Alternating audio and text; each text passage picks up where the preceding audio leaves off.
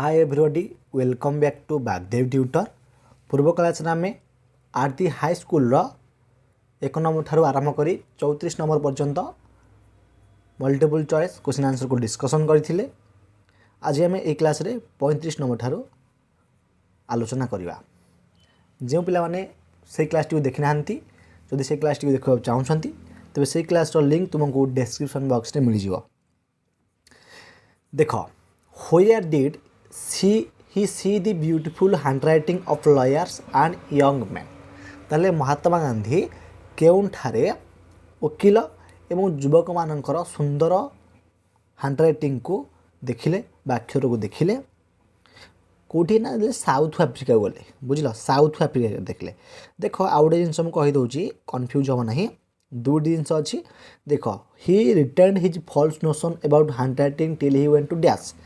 यार अर्थ है तांकर जो हैंडराइटिंग प्रति जो फॉल्स नोशन थिला से केतले जानले जे नाई मु एटा भूल बुझी किंतु एजुकेशन रे हैंडराइटिंग होची गोटे सबठो इम्पोर्टेंट जिनस एटा से रियलाइज कले महात्मा गांधी कहीं से हैंडराइटिंग को खातिर करुनथिले पिला बेले किंतु जेतेबेले से इंग्लैंड में गले सेतेबेले से जानि पाइले जे से समय जहाँ भी तांकर चिंताधारा थिला हैंडराइटिंग उपरे ताहा भूल थिला बुझाइल। किंतु आउ गोटे प्रश्न एठा दिला जे से केउठारे वकील एवं यंग मेन मानकर युवक मानकर सुंदर अक्षर देखिले ना साउथ आफ्रिका रे बुझिपाइल। तेणु ए दुईटांगे जमारू कन्फ्यूज हम ना ए दुईटांग इम्पोर्टेंट क्वेश्चन।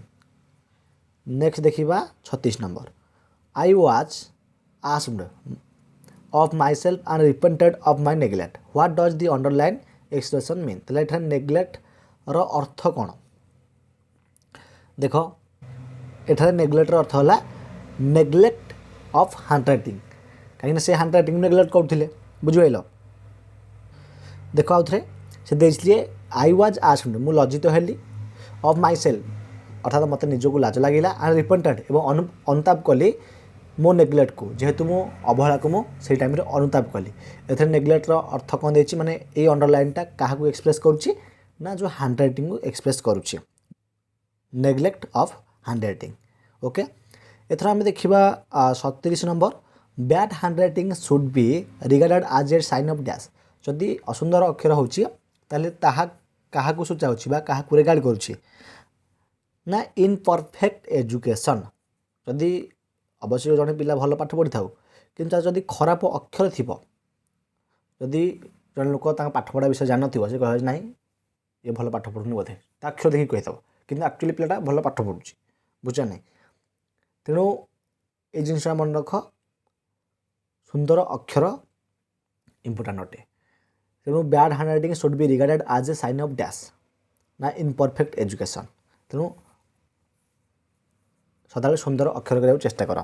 जड़े पिला जब भल पाठ न पढ़ुव कि तार अक्षर जो सुंदर जब थी कह हाँ ये भल पाठ पढ़ुची बोधे तार अक्षर एत सुंदर हो बुझे ना एमती चिंताधारा लोक मान अच्छी।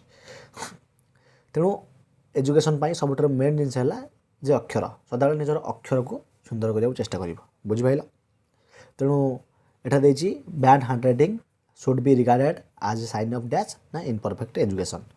नेक्स्ट देखिए 38 number I tried to improve mind मु निजको माने मु निजको चेष्टा कली इम्प्रूव करने but it was too late किंतु बहुत डेरी हो जाता। The word mind in this sentence refer to dash.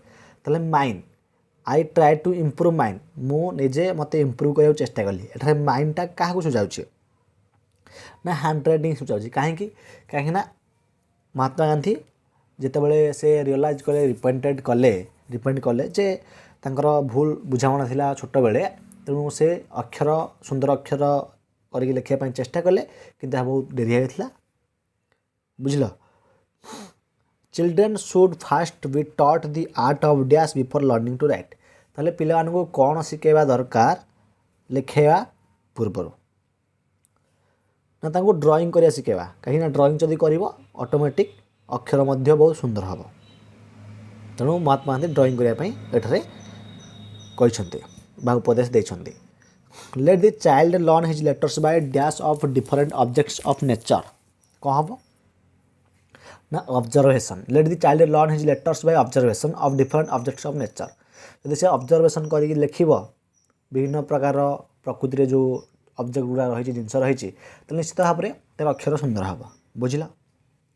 Which subject proved A harder task for Gandhi क्यों सब्जेक्ट प्रमाणित कला जे यह अर्थात महात्मा गांधी बहुत कठिन थिला ना संस्कृतटा महात्मा गांधी बहुत कठिन थिला। There was nothing to memorise in dash ताहले क्यों किसी मेमोराइज करिया पड़े ना क्यों सब्जेक्ट रे ना जेमेट्री रे किसी मेमोराइज करिया पड़े ना खाली रूल पढ़ीदेला चलला। In Sanskrit everything hard to be learn by dash heart ना लर्न बाय हार्ट हम एटा बही अच्छी निज संस्कृत केवल निज हृदय पढ़ गोटे थर पढ़ मन रही।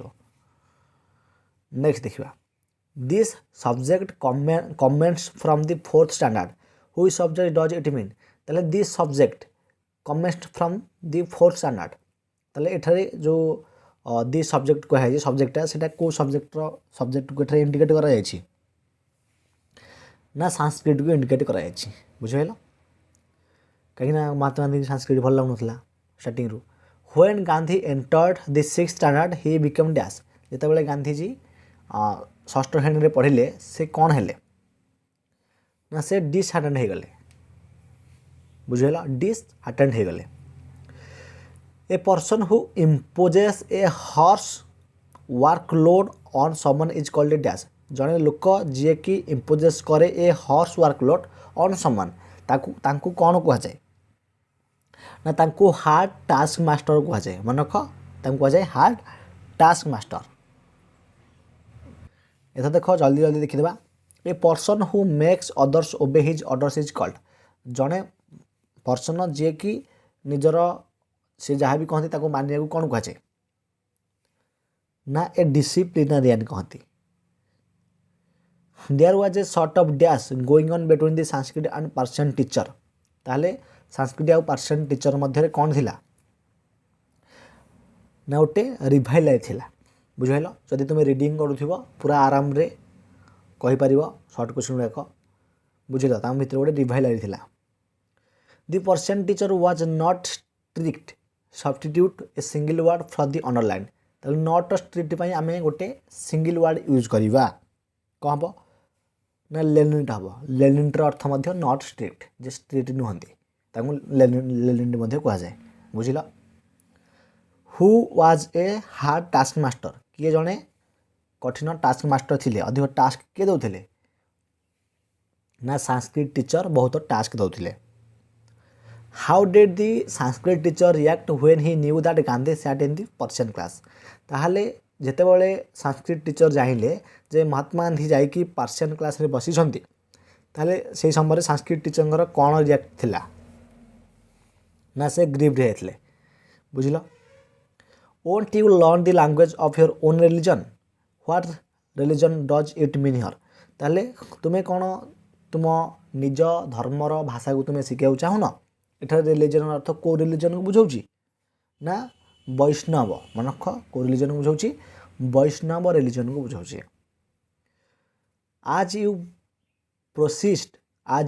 Proceed further you will find things of dash interest जब तुम्हें आगु आगु माने प्रोसीड हम आगु आगु जीव ताले तुम्हें कौन जानिया पड़ो जानिया पाइबा तुम कौन इंटरेस्ट आसो ना ऑब्जर्विंग इंटरेस्ट माने तुम्हें जिते आगु आगु जीव तुम से इंटरेस्ट बढ़ जानिबार आग्रहटा बढ़ तेणु ऑब्जर्विंग हम एठारे राइट आंसर। 54 देख this kindness put me to shame एवं यही दयालुटा मते लज्जित कला मतलब लाज लगे हुज kindness does it mean here ताले यही जो काइंडनेस कहुई कौ काइंडनेस कथा कहुई ना संस्कृत टीचर दयालु कथा कहुई। I couldn't disregard my teacher's affection which teacher does it mean here मु जमार भी टीचर भल पाइबा को मु डिसरिगार्ड करि परिबि नाही एठारे क्यों टीचर कथा कहुई एठारे संस्कृत टीचर कथा कहुई। एथर देख next mister Krishna Shankar Pandya was Gandhi's dash teacher ताले कृष्णा शंकर पांड्य गांधींकर क्यों शिक्षक थिले ना संस्कृति शिक्षक थिले। I deeply regret that I was not able to acquire a more through knowledge of the language. What language does it mean? তাহলে এখানে কেউ ଲାଙ୍ଗୁଏଜ୍ କଥା କୁହାଯାଇଛି ନା ସାଂସ୍କ୍ରିଟ୍ ଲାଙ୍ଗୁଏଜ୍ କଥା କୁହାଯାଇଛି।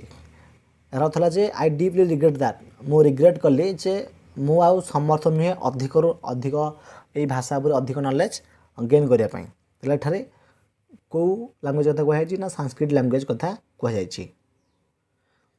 58 ନମ୍ବର ଦେଖ, A course of study in a school or college is dash. ତାହେଲେ ସ୍କୁଲ୍ ଆଉ କଲେଜରେ ଯେଉଁ ପାଠଟା ପଢ଼ାଯାଏ, ଗୋଟେ କୋର୍ସ ପଢ଼ାଯାଏ, ତାକୁ କ'ଣ କୁହାଯାଏ ନା ତାକୁ କରିକୁଲମ୍ କୁହାଯାଏ। ବହୁତ ଇମ୍ପୋର୍ଟାଣ୍ଟ କ୍ୱେଶ୍ଚିନ୍ କହିବାକୁ ଯାଉଥିଲେ, ତାକୁ କରିକୁଲମ୍ କୁହାଯାଏ। 59 number, the Persian teacher was very dash. Persian teacher କ'ଣ ଥିଲେ ନା କନସିଡରେଟ୍ ଥିଲେ। କନସିଡରର ରାଇଟ୍ ଫର୍ମଟାକୁ ଏଠାରେ ୟୁଜ୍ କରିବାକୁ ଦେଇଛି ନା କନସିଡରେଟ୍ ହେବ, ବୁଝିଲ।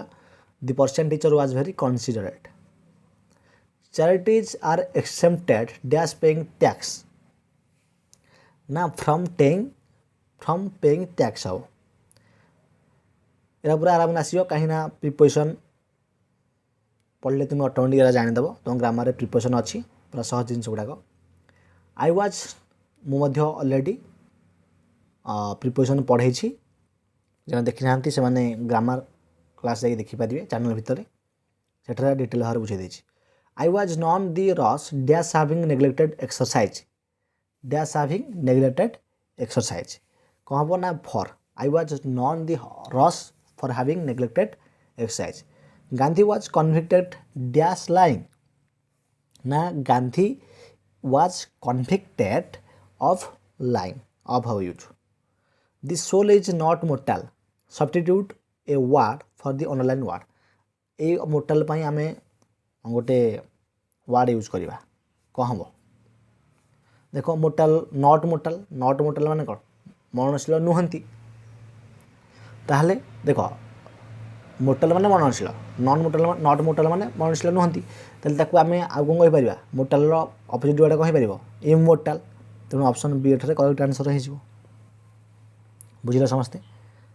नेक्स्ट देखिबा, the boy was not motivated. एठारे मध्ये सब्स्टिट्यूट करबा अंडरलाइन वर्डटा को नॉट मोटिवेटेड जगह आम कौन यूज कर ना डिमोटिवेटेड कहना आम डिमोटिवेटेड हो गले, बुझल। Ravi dash go home by the time I arrived. Go रो फॉर्मटा यूज हम Ravi dash home by the time I arrived ना रवि हाड गॉन है। Ravi had gone home by the time I arrived. मुझे पहुँचली से रवि घर को जाइथिला हारी, बुझल।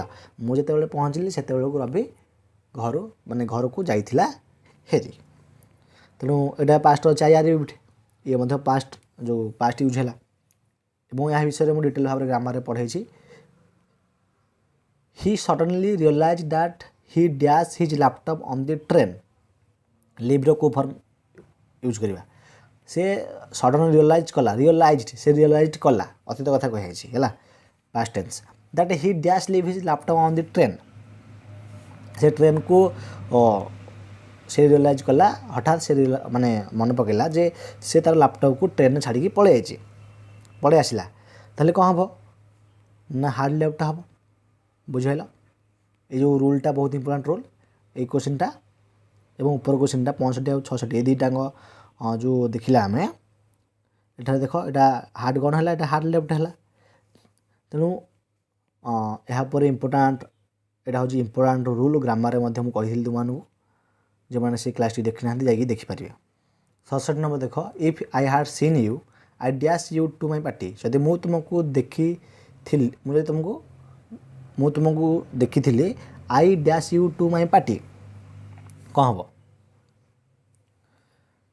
ना I would have invited you to my party. जदि मुझे तुमको देखी था ताहले मु तुमको मो पार्टी को इनवाइट करी था, बुझल। नेक्स्ट देखिबा 68 number, Shubhra dash much see would have had a lot of bank balance कौन हम if Shubhra had not spent much see would have had a लट ऑफ बैंक बैलेंस जदि शुभ्र किसी पैसा खर्च करनथिला माने अतीत कथा कहछि जदि शुभ्र किसी पैसा करनथिले सो तांका पाखरे वर्तमान अधिक पैसा थांता ताले फाइनली आमे टोटल 68 क्वेश्चन को आमे डिस्कशन करथिले एमसीक्यू को ए टोटल तुम परीक्षा अर्पण बही रही एवं या को भल भाव प्रैक्टिस करिवो रेगुलर